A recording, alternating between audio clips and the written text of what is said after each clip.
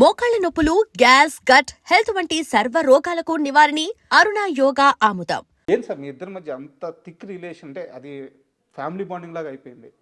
ఎలా సెట్ అయింది అంత స్నేహం ఇద్దరి మధ్య? ఇప్పుడు మీరు అడిగిన క్వశ్చన్కి స్క్రీన్ ప్లే ఆఫ్ లైఫ్ అంతే. What is meant to be అది జరగాలని రాసి పెట్టుంది. చెన్నైలో మేము హార్డ్లీ 4-5 years కలిసి ఉన్నాం. దాంతో హైదరాబాద్కి వచ్చాడు. నేను కాల్ చేయలేదు, నాకు నంబర్ లేదు. హైదరాబాద్కి వచ్చాక చరణ్ని కలిసాక తేజ్ నంబర్ తీసుకున్నా. ఓకే, ఫోన్ చేశా, కలిసాము. అప్పుడు మేము క్రికెట్ ఆడేవాళ్ళం. సో మనోడు రాజూస్ క్రికెట్ క్లబ్లో ఆడేవాడు. ఒకరోజు ఎవరో చెప్పారు క్రికెట్ 6లు బాగా వేస్తున్నాడు అక్కడ, సూపర్ మీ ఫ్రెండ్ అంటే అప్పుడు నేను వెళ్ళా, కలిసాం. మళ్ళీ ఒకసారి కలిసాం. దాని తర్వాత కొన్ని 1-2 years కలవలేదు. ఓకే, దాని తర్వాత సబ్వేలో కలిసా. తర్వాత అప్పటికి ఇంకా మనోడు యాక్టింగ్ ఏం లేవు. నేను ఎడిటింగ్లో ఉన్నప్పుడు అప్పుడు సబ్వేలో కలిసా ఇంకో ఫ్రెండ్తో. మళ్ళీ అప్పుడు స్టార్ట్ అయింది పరిచయం. మళ్ళీ అప్పుడు మీట్ అవ్వడం స్టార్ట్ అయింది. ఓకే, దాంతో రెగ్యులర్ కలవడం స్టార్ట్ అయ్యారు మళ్ళీ. బట్ ఇదేంటంటే ఫ్రమ్ నేను I think I was in 4th or 5th. ఆ టైం నుంచి నాకు ఒక ఎవ్రీ ఫేజ్లో కలుస్తూ ఉండేవాడు. So every time we met అది ఒక బ్రదర్ బాండింగ్ లాగా అయిపోయింది. అంటే చిన్నప్పుడు ఆ 4-5 years వాడిని బాగా టార్చర్ పెట్టా క్రికెట్ నేర్పించాలని. కొట్టేవాడిని, తిట్టేవాడిని. అవునా? వీడు రాడనుకునేవాడిని, మళ్ళీ ఇంకా వచ్చేవాడు. మళ్ళీ లేదు నేను బాగా ఆడతానని చెప్పి వచ్చేవాడు. అప్పుడు అదేదో పెద్ద నేను కోచ్ మనోడు. బట్ ట్రైనింగ్ అయితే చాలా ఇంటెన్స్గా ఇచ్చేవాడు ఆ టైంలో. అయితే మీ ప్రభావం ఆ షాట్లన్నీ ఏమో అది వాడిని అడగాలి, నాకు తెలియదు. అడగాలి. మామూలుగా కొట్టాడు బాల్ని. అవునవును, బాగా కొడతాడు, గట్టి కొడతాడు. దాని తర్వాత ఇక్కడ రావడం, ఇక్కడ కలిసాక ఫస్ట్ 2 times జస్ట్ కలిసాం అంతే, మాట్లాడుకున్నాం, అయిపోయింది. ఎప్పుడైతే ఆ సబ్వేలో కలిసామో అక్కడి నుంచి daily, this was in 2001 or 2004 అనుకుంటా. 2004-5లో కలిసాం. ఇంకా అక్కడి నుంచి ఇప్పటి వరకు కంటిన్యూస్గా, ఇంకా గ్యాప్ లేదు. సో ఏంటంటే చిన్నప్పుడు అలా చూశాను కదా, సో ఆటోమేటిక్గా ఒక తమ్ముళ్ళలాగే ఉండేది. ఇది వాడు సక్సెస్ నా సక్సెస్ అని నేను వాడిని ట్రైన్ చేయాలి ఆయనకి ఎందుకో వచ్చింది. నాకు చరణ్తో ఎప్పుడు నాకు అలా లేదు. ఓకే, తేజ్ నాకన్నా కొంచెం చిన్నోడు కాబట్టి చిన్నప్పుడు తమ్ముళ్ళలాగే చూసేవాడిని నేను. సో ఇక్కడ కలిసాక అదే ఇది స్టార్ట్ అయింది. దాంతో వాడు కెరియర్ గురించి మాట్లాడినా, ఇలాంటి సినిమాలు చేద్దాం అనుకుంటున్నా, సో ఫస్ట్ డాక్టర్ అవుదాం అనుకుంటున్నాను అంటే, నేను పిచ్చా అన్నాను. నువ్వు అసలు చదువు వచ్చా నీకు? అసలు నువ్వు సినిమాలు కనీసం ఫ్లాప్ సినిమా తీస్తే ఆడియన్స్ ఇరిటేట్ అవుతారు, ఇక్కడ నువ్వు తప్పు చేస్తే జనాలు చచ్చిపోతారు, నీకు నీ రిస్క్ తెలుస్తుందా నీకు అని చెప్పారు. దాని తర్వాత he decided he wanted to act and everything. అయితే డాక్టర్ కావాల్సిన యాక్టర్ చేసింది మీరే? నేనేం చేయలేదబ్బా, అంతా వాళ్ళ డిసిషన్ ఉంటుంది, మనం ఎవ్వరు ఏం చేయరు. ట్రాక్ మార్చేసింది మీరే. వాడు నిజంగానే డాక్టర్ అవ్వాలనుకుంటే ఎంతమంది చెప్పినా డాక్టర్ అయ్యేవాడు. వాడు యాక్టర్ అవుదాం అనుకున్నాడని డాక్టర్ని చంపేసాడు వాళ్ళు. స్టెథోస్కోప్తో ఉరి తీసాడు డాక్టర్ని. So it's his decision ultimately. వాడు ఏదైనా అదే కదా whole policy, do what ever you want, but అంతే. బట్ ప్రాపర్గా చేయి అంతే. ఏదున్నా కూడా 100% దిగితే దాంట్లో దిగిపోవాలి అంతే. కానీ వెరీ గుడ్ సోల్ అండి. అంటే ఫస్ట్ టైం కలుస్తుంటే వాళ్ళు ఎంత చిన్నవాళ్ళైనా ఎంత పెద్దవాళ్ళైనా అవును, ఎంత ఆప్యాయంగా దగ్గరికి తీసుకుంటారు, ఎంత ఆప్యాయంగా మాట్లాడతారు. తేజ్ నాకు చిన్నప్పుడు చాలా అండర్ కాన్ఫిడెంట్గా ఉండేవాడు. షై ఎక్కువ, చాలా కొంచెం భయం, షైనెస్ ఎక్కువ. అండ్ చిన్నప్పుడు ఏంటంటే ఆ ట్రైట్స్ ఉండిపోతాయి మనలో. అది యాజ్ వి గ్రో కాన్ఫిడెన్స్ రావచ్చు కానీ, బట్ ఇది ఇప్పుడు is very more confident person, especially after the incident, him coming back and giving hits. Change చేసింది 100% చేంజ్ చేస్తుంది ఎనీ మనిషి అండి. ఒకసారి లైఫ్ అండ్ డెత్ మధ్యలో వచ్చామంటే మనిషి 100% మారుతారండి. Everything what you look at, అంటే ప్రతి ఒక ఆస్పెక్ట్ విల్ సీమ్ డిఫరెంట్. ఏ టైం అయినా నేను పోవచ్చు కదా.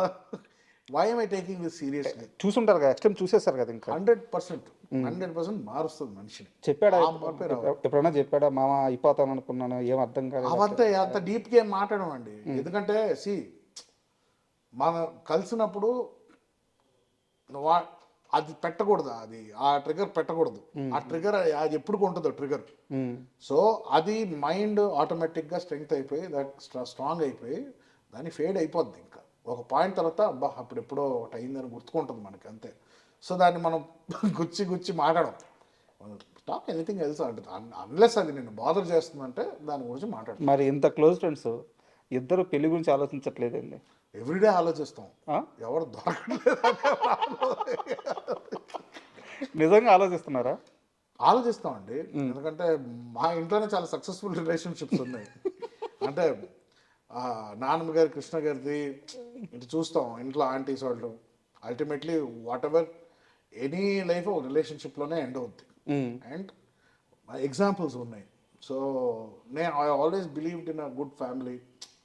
What ever you do out side, మనం బయట ఏం చేస్తామో దట్ ఈస్ కంప్లీట్లీ డిఫరెంట్.